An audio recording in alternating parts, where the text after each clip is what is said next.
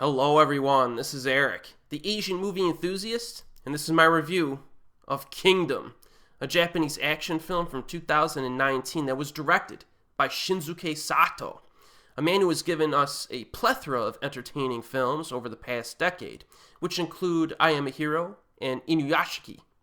So the story of Kingdom is set during the Warring States period of China, and is about two orphan boys who grow up in a village. They dream of becoming great generals, so they relentlessly practice their swordsmanship as they grow up.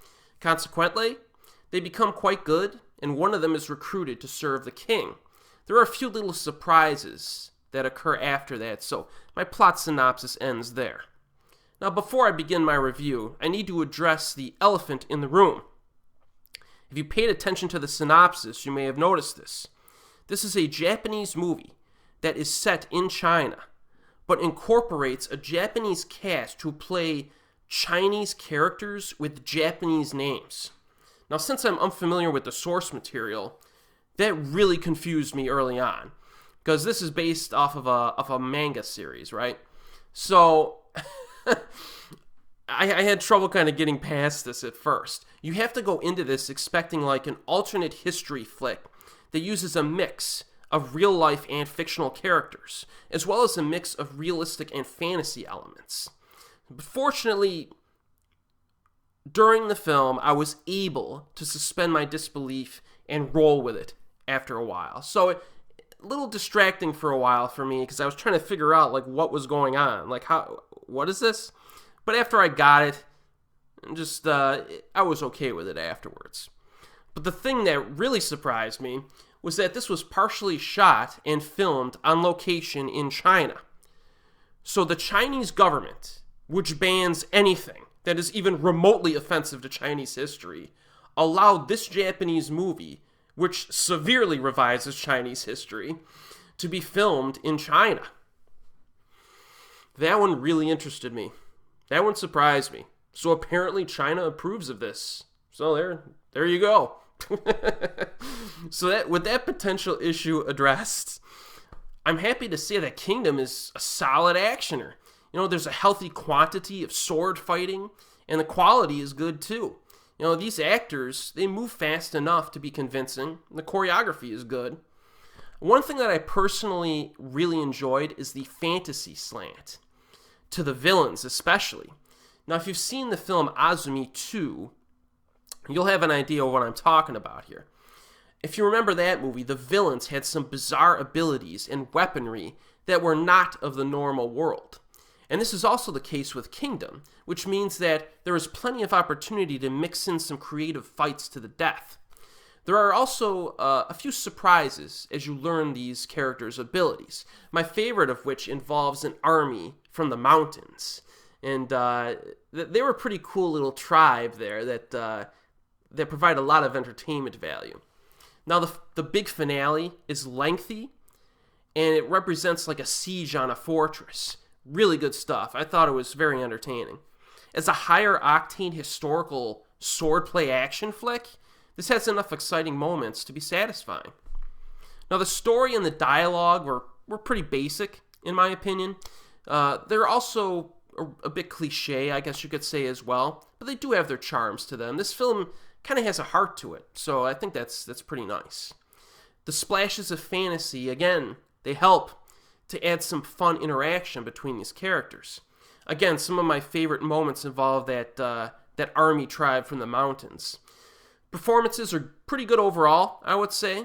The two leads are pretty good. They're nothing great, but they did their job. Kana Hashimoto has kind of a role in this. She's always fun to watch, even though her character basically just kind of tags along.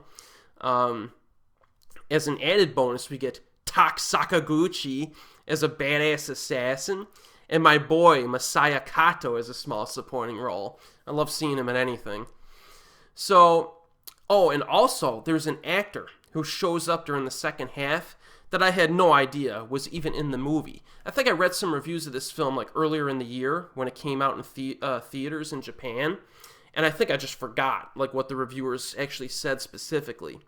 But you might want to avoid the cast list because the presence of this actor may surprise you if you've seen a bunch of Japanese movies. I was surprised. But I will say that the guy who played the evil king was pretty weak. Didn't really like him very much. I think they should have cast someone else with an actual menace, or just played a better slimy guy. You know what I mean?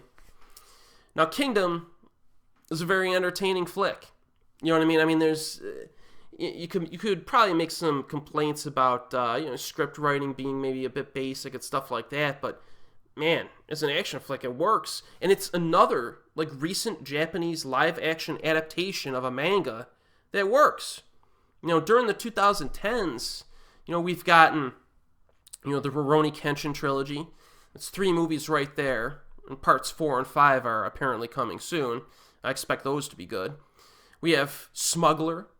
You got Himizu, Bakuman, Gintama 1 and 2, Our Little Sister, Inuyashiki, Bleach, Tokyo Ghoul, which I thought was pretty good, Blade of the Immortal, I Am a Hero, Tokyo Tribe, Death Note 3, both of the Assassination Classroom films, both of the Parasite films, and now Kingdom.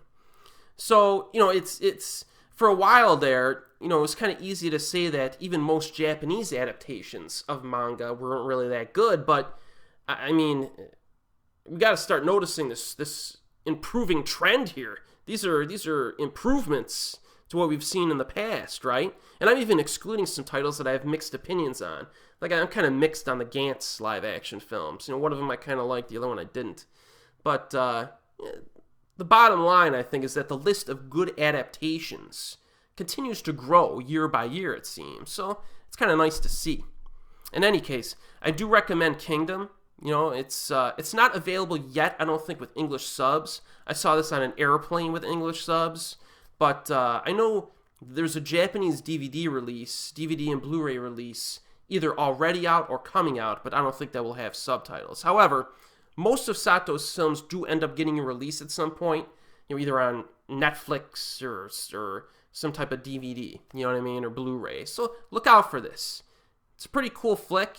If you want an old school, swordplay action flick, this will be up your alley. And as always, I'll see you next time.